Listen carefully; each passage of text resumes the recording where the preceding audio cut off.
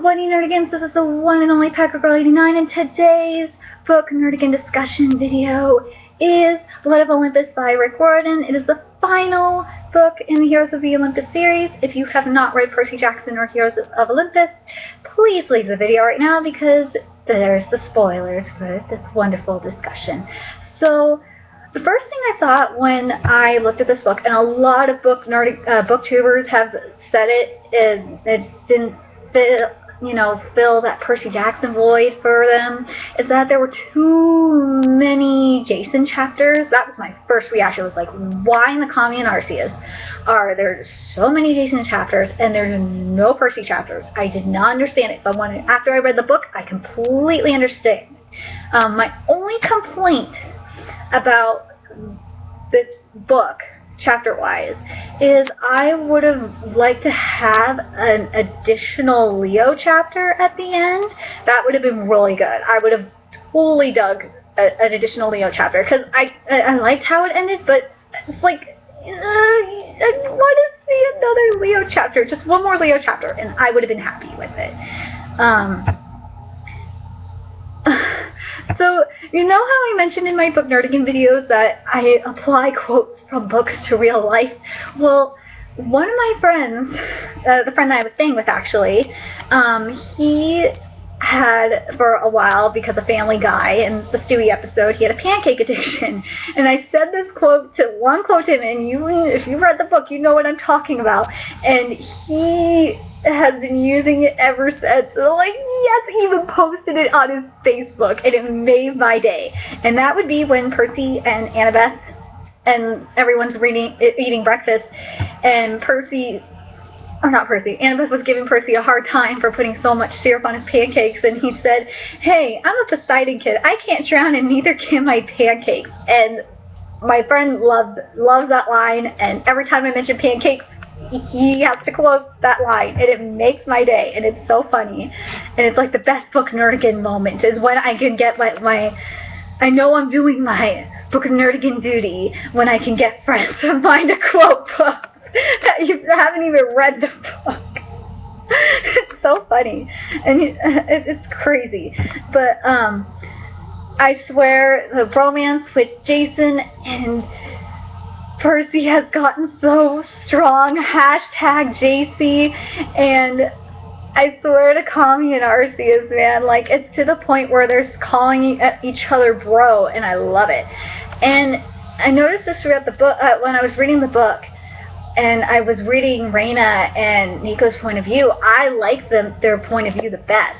Like, I know some people were kind of disappointed, like, why was there Nico and Reina chapters? And that's because Riordan wanted to tie all the loose ends to the book, so we weren't left wondering what was going on when they were transporting the statue of Athena back. And I like that a lot. I love what Percy said to Jason, because it was like the thing that we're probably all thinking is, don't try and get knocked out again. Yes, that quote was perfect. I thought it was badass that we got to see Percy's, one of Percy's sisters, and she creates storms. I thought that was hella cool.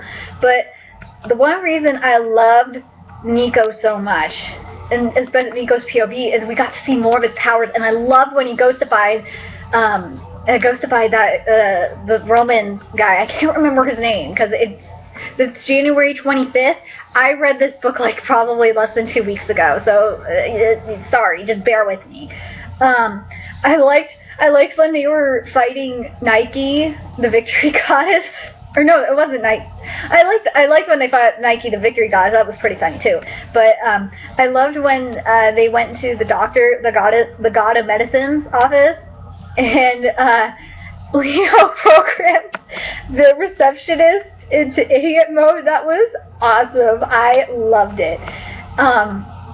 One of my favorite chapters of the book, and it was my favorite Jason chapter for sure, was when he was talking about how the gods came to the rescue, and they were, it was like parent-child bonding, and I loved it.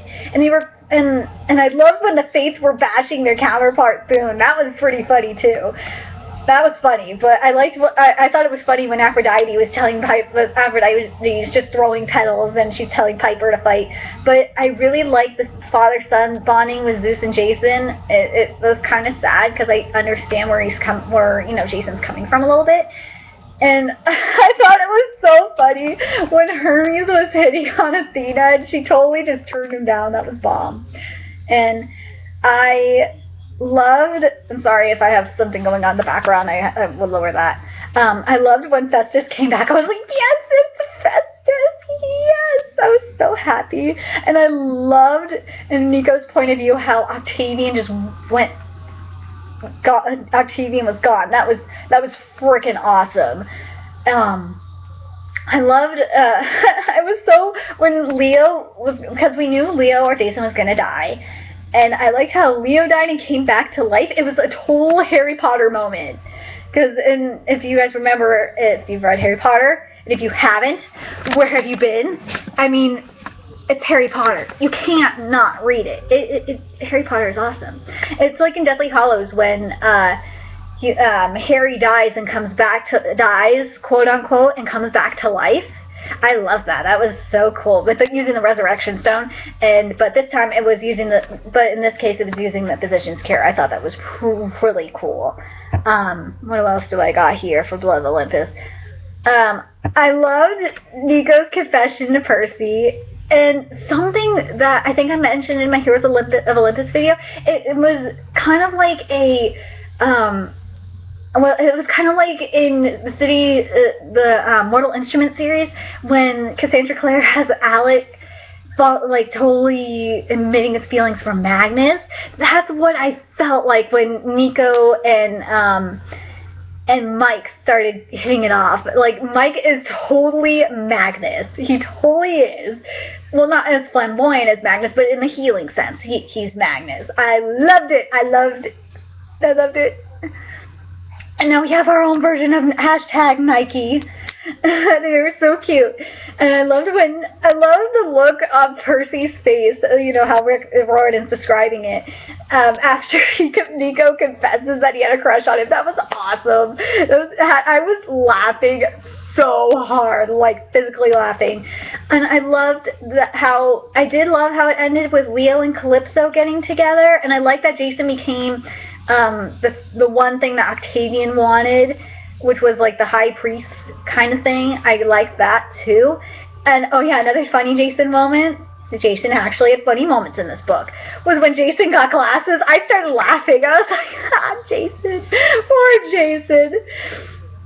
I swear, Jason is like the butt of all jokes. But what else do I got here? But I did love Leo and Calypso. I loved how they reunited. That was pretty funny as well, and pretty sweet. And how they flew on Festus. I really liked that. I just kind of would have liked another Leo chapter to describe how they came back to Camp Half-Blood. And I did like the treaty that they had. And Reyna, I'm going to talk about Reyna now. Reyna is a badass bitch. She is so awesome. I loved her chapters too, and I love learning more about her because in the rest of the throughout the Heroes of the Olympus series, we didn't know that much about her. And I love that she became like the demigod of the Pegasi, and that was so freaking cool. I loved it. And something I didn't mention in the Heroes of Olympus video that I will mention here is I love the foul-mouthed horse Arion. He's so funny. I love when Percy says to watch his language. I have to mention that because, yeah. So, I really enjoyed this book a lot. I know a lot of the other booktubers didn't enjoy this book as much as the other ones because of, you know, lack of Percy chapters and whatnot. But I will say that I think I liked Blood of Olympus more than Mark of Athena. I definitely liked House of Hades. The Son of Neptune is still my favorite, but Blood of Olympus is up there tied with House of Hades because I really liked House of Hades a lot. I love the Adventures in Tartarus. So, but Lost Hero I can definitely say is my least favorite. I just didn't like it. And then let's talk about character development because this is the final book. And I'm probably going to do this for all the final books in the series. I loved Piper's development, because Piper, I didn't feel her as much of as a character until this last book. Like, she just came full circle. Like, she was already developing as a character as it was, but like this book totally sealed it for her character development. I like that Jason finally had character development, because Jason didn't have any character development. It was like this book was showing Jason's inner struggle, and I like that, because Jason was struggling. I would say the best character developments in this book would definitely be Nico's and Reyna's. Well, and that's the thing. We didn't even know that much about Reyna, and she had an amazing character development in this book. And Nico, like, we've known since Percy Jackson. And he, as a character, has grown, and I loved it. I loved every second of Nico's chapters. And I love that Coach Hedge is a dad, and Clarice is the godmother. I just thought that was awesome. So that's what I have to say about Blood of Olympus. Please like, comment, because I want to know what your thoughts are on Blood of Olympus. If I'm the only one that's going crazy that thinks that this is a good book, and it didn't, and, you know, because of the Percy Jackson King Chronicles crossovers, it didn't need the Percy Jackson chapters. I honestly was satisfied without having a Percy Jackson chapter here. I liked having Rain. That's why I think Rick took it out, was the Percy and Annabeth chapters, was so we could have, you know, more Nico and Reyna. But I would say my major complaint is that we needed another Leo chapter at the end. That would have made the ending so much better for them to reunite. So, please like, comment, share, and subscribe to my channel. And coming up next on Book Nerdigans will be it will be the Darkest Mind series.